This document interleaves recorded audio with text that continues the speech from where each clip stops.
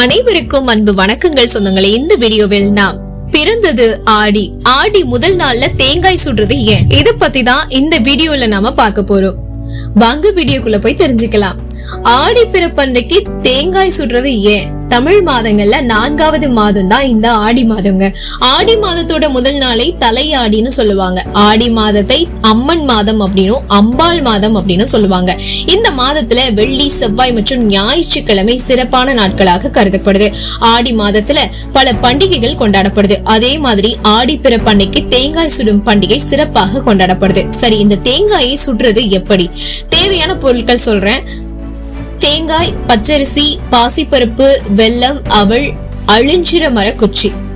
புதிய தேங்காயை எடுத்து அது மேலுள்ள நார்களை அகற்றிட்டு ஓடு மெலிதாகும் அளவுக்கு அதை தரையில தேய்க்கணும். அதன் ஒரு கண்ணுல துளையிட்டு உள்ளே இருந்த தேங்காய் தண்ணீரின் பாதியை வெளியேற்றிடணுமா.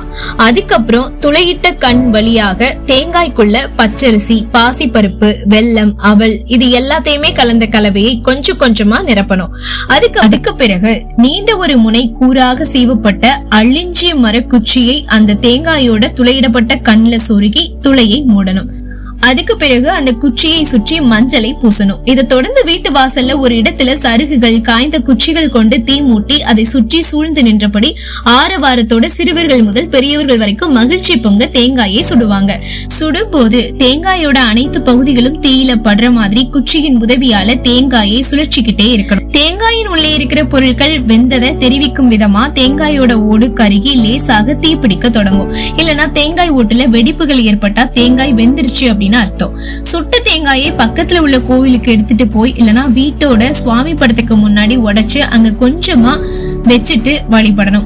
அதுக்கப்புறம் வீட்டுல இருக்கிற எல்லாரு கூடயுமே பகிர்ந்து சாப்பிடணும். தேங்காயில உள்ள வெள்ளம் இனிப்பு ஏறி சுட்ட தேங்காயின் மனத்தோட ருசியா இருக்கும். இந்த தேங்காய் உணவு வயிற்று புண்களை ஆற்றும். புரத கூறுகள் நிறைந்த இந்த உணவு உடலுக்கு வலிமை அளிக்கும். தேங்காய் சுடுறதுக்கு பயன்படுற அழிஞ்சில் குச்சியும் மருத்துவ குணம் நிறைஞ்சதுங்க. சரி, ஆடி பிறப்பன்னைக்கு ஏன் இதை சுடுறோம்? இவ்வளவு பெனிஃபிட்ஸ் இருக்கு. அப்ப நான் எல்லா நாள்லயுமே சுட்டு சாப்பிடலாமே, ஏன் ஆடி பிறப்பன்னைக்கு தேங்காய் சுடுறோம்? ஆடி மாதம் முதல் நாளான இன்னைக்கு தேங்காய் சுடுற பண்டிகை கொண்டாடப்படுதுங்க. இந்த தேங்காய் சுடும் பண்டிகை மகாபாரத போரோட தொடர்புடையதா புராணங்கள் சொல்லுது. அதர்மத்துக்கும் தர்மத்துக்கும் இடையில மகாபாரத போர் நடைபெற்றதான். இந்த போரானது ஆடி மாதம் 1ஆம் நாள் தொடங்கி 18 நாட்கள் நடைபெற்று ஆடி 18ஆம் தேதி அன்னைக்கு முடிவுக்கு வந்துச்சு. இந்த போர்ல தர்மம் வெல்லணும் அப்படின்னு யுத்தம் தொடங்கக்கூடிய நாளான ஆடி 1ஆம் தேதி மக்கள் எல்லாருமே விநாயகர் மற்றும் அவரவர் இஷ்ட தெய்வங்களை வேண்டி பூஜை பண்ணுவாங்க. மேலும் இந்த பூஜை அப்போ தேங்காய் சுட்டு அதை பிரசாதமா படைச்சு வழிபட்டதா சொல்லப்படுது. மேலும் புதிதாக திருமணமான தம்பதியர் தீய எண்ணங்களை முழுமையாக அகற்றிட்டு நல்ல எண்ணங்களை விதைத்து மகிழ்ச்சியான வாழ்வினை தொடங்கவும், செல்வம் பெருகவும், குடும்பத்தில் ஒற்றுமை நிலவி மகிழ்ச்சியாக இருக்கவும் இந்த விழா கொண்டாடப்படுதுன்னு சொல்றாங்க.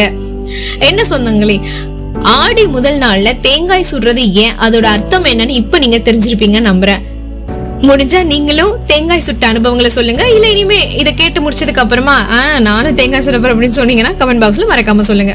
மேலும் இந்த வீடியோ உங்களுக்கு வித்தியாசமா இருந்ததுன்னு நினைச்சீங்கன்னா லைக் பண்ணுங்க, நிறைய பேருக்கு ஷேர் பண்ணுங்க. மேலும் இதே மாதிரியான அருமையான ஆன்மீக வீடியோக்களுக்கு நீங்க பண்ண வேண்டியது நம்மளுடைய சேனலை சப்ஸ்கிரைப் பண்ணி சப்போர்ட் பண்ணுங்க. மீண்டும் சந்திக்கலாம் சொந்தங்களே. நமது சந்திப்புகள் அனைத்தும் சந்தர்ப்பமாகும் பொழுது நன்றி, வணக்கம்.